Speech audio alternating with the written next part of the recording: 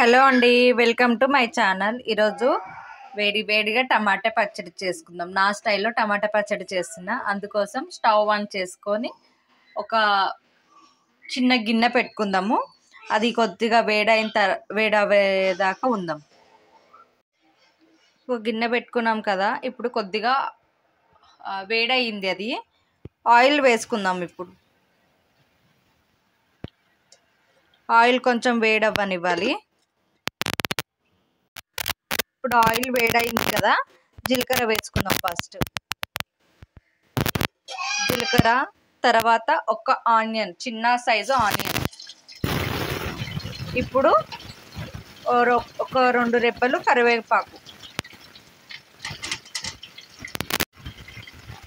ఇవ్వండి, కాస్త వేడవ్వనిద్దాం. అవి కాస్త మగ్గనివ్వాలి. జీలకర్ర, ఉల్లిపాయలు, ఇవి కరివేపాకు కొద్దిసేపు మగ్గనిద్దాం. అది చూడండి, కొంచెం కలర్ చేంజ్ అయింది కదా. ఇప్పుడు ఒక పిరకడాన్ని పచ్చిమిర్చి వేసుకుందాం. అవి కారం లేవండి, అందుకే ఎక్కువ వేసుకున్నా. కారం ఉంటే కొంచెం తక్కువ చేసుకోండి, మీ కారాన్ని బట్టి వేసుకోవచ్చు. ఇదిగోండి, పచ్చిమిర్చి ఇలా మగ్గాలి. ఇలా మగ్గిన తర్వాత ఇప్పుడు కట్ చేసుకున్న 1/2 కిలో టమాటా ముక్కలు, అంటే పెద్దవి నాకు 4 పట్టినాయి. అవి ముక్కలు వేసేసుకోండి. 1/2 కిలో టమాటా ముక్కలు. ఇప్పుడు టమాటాలు మగ్గడానికి కాస్త ఉప్పు వేసుకుందాము. ఉప్పు వేసుకొని పసుపు కూడా ఇప్పుడే వేసేసుకుందాం. ఇప్పుడు మగ్గనిద్దాం. వాటిని 5 లేదా 10 నిమిషాలు మగ్గనిద్దాం. చిన్న సిమ్లో పెట్టి మగ్గనివ్వండి, పెద్దగా పెట్టకండి. ఇదిగోండి, ఇలా క్యాప్ పెట్టేసి 5 to 10 మినిట్స్ మగ్గనిద్దాం.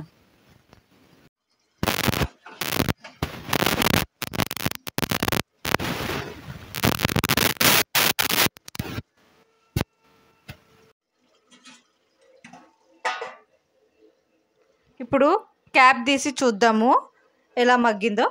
ఇదిగోండి, ఇలా ఆయిల్ సపరేట్ అవ్వాలి.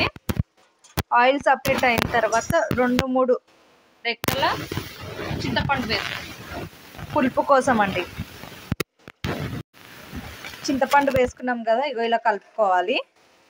ఒకసారి కిందికి పైకి ఇలా మంచిగా కలుపుకొని, ఆ చింతపండు చింతపండు వేస్తే మగ్గనివ్వదు. అందుకే టమాటో పచ్చిమిర్చి మగ్గిన తర్వాత చింతపండు వేస్తున్నా. ఇప్పుడు మరలా క్యాప్ పెట్టుకొని మళ్ళీ ఇంకొక 2 నిమిషాలు మగ్గనిద్దాం. ఇప్పుడు క్యాప్ తీసేద్దాము. క్యాప్ తీసేసి ఒక్కసారి కలుపుకుందాం. ఇక చూడండి, అడుగు ఏం పట్టలేదు. అడుగు ఇలా పట్టకుండా కలుపుకోవాలి. ఇప్పుడు ఉన్న టమాటాల ఆయిల్ సపరేట్ అవుతుంది కదా, కాస్తంత వాటర్ వేసుకుందాం. కొద్దిగానే వేసుకోండి, ఎక్కువ వద్దు. ఇప్పుడు ఒకసారి కలుపుకొని ఇది మళ్ళీ ఒక 2 నిమిషాలు మగ్గబెట్టుకుందాం. ఇక ఇప్పుడు ఇలా మగ్గిపోయిన తర్వాత లాస్ట్కి ఇదిగో కొత్తిమీర, ఇక్కడ కొత్తిమీర వేసుకోవాలి. కొత్తిమీర వేసుకొని ఒక్క నిమిషం ఇలా కలిపేసి, ఇలా చూడండి ఎంత బాగా మగ్గిపోయిందో. అంతే అండి. ఇప్పుడు స్టవ్ బంద్ చేసుకుందాము. ఇలా మగ్గిపోయిన తర్వాత స్టవ్ ఆఫ్ చేసుకోవాలి. ఇప్పుడు ఈ మిశ్రమాన్ని చల్లగయ్యేంత వరకు వెయిట్ చేద్దాం. ఇప్పుడు స్టవ్ ఆన్ చేసుకొని ఒక చిన్న ప్యాన్ పెట్టుకుందాము. చిన్న కడాయి పెట్టుకుందాం. కడాయి పెట్టుకొని ఇప్పుడు ఒక పిరికెడు పల్లీలు వేయించుకుందాం. పల్లీలు బాగా వేయించుకోవాలి. దీంట్లో పెట్టి కొద్దిగా కలర్ వచ్చేంత వరకు వేయించుకోవాలి పల్లీలు. ఇప్పుడు వేయించుకున్న పల్లీలను వేసుకుందాము.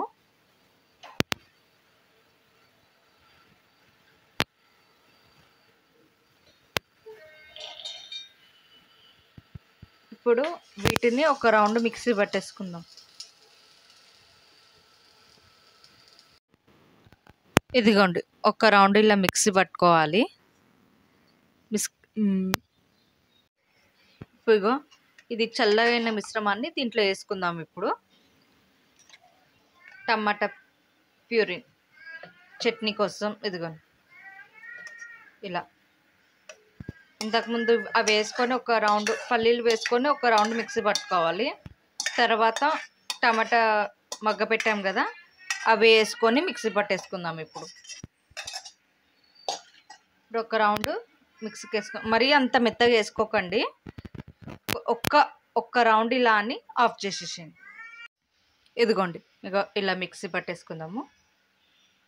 ఇంకో ఇలా ఎక్కువ మెత్తగా కాకుండా ఎక్కువ బరకగా కాకుండా మధ్య రకంలో మిక్సీ పట్టుకోండి. ఇప్పుడు దీనికి పోపు పెట్టేసుకుందాం రండి. ఇప్పుడు మిశ్రమాన్ని ఒక దాంట్లో తీసి పెట్టుకున్నాం కదండి. ఇప్పుడే ఉప్పు కారం టెస్ట్ చేసుకోవాలి. ఉప్పు కారం అయితే నేను వేసిన వాటికి అవుతుంది, కానీ ఉప్పు అవిందా లేదా ఇప్పుడే చూసుకొని తర్వాత చూసుకోవడానికి రాదు. ఇప్పుడే టేస్ట్ చేసి ఉప్పు అవ్వకపోతే ఈ స్టేజ్లోనే వేసుకోండి. ఇప్పుడు పోపు పెట్టుకుందాం. ఇప్పుడు స్టవ్ ఆన్ చేసుకొని ఇందాక పల్లీలు వేయించుకున్నాం కదా, అదే కడాయి పెట్టుకోవాలి. పెట్టుకొని పోపుది ఇదిగోండి కొద్దిగా ఆయిల్ ఇంతకుముందు వేసాం కదా, పోపు కోసం కొద్దిగా వేయండి, ఎక్కువ వేయకండి. ఇప్పుడు ఆయిల్ అవ్వాలి. వేడైనంత వరకు వెయిట్ చేద్దాం. ఇప్పుడు ఆయిల్ వేడైంది కదా, తర్వాత జీలకర్ర ఆవాలు వేసుకోవాలి ఫస్ట్. ఇప్పుడు జీలకర్ర ఆవాలు వేసుకుందాం. జీలకర్ర ఆవాలు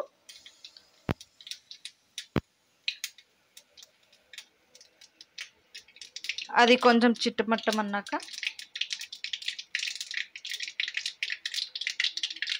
ఇప్పుడు కరివేపాకు వేసుకుందాం. ఇప్పుడు ఆ మిశ్రమాన్ని దీంట్లో వేసుకుందాం.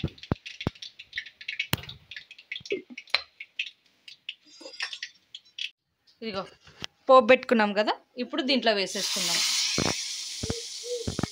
అంతే అండి, వేడిగా టమాటా చట్నీ రెడీ. చూడండి ఎంతో సింపుల్ కదా. మీరు కూడా ఒక్కసారి నా స్టైల్లో ట్రై చేసి చూడండి. జస్ట్ 5 minutesలోనే కంప్లీట్ అయిపోతుంది.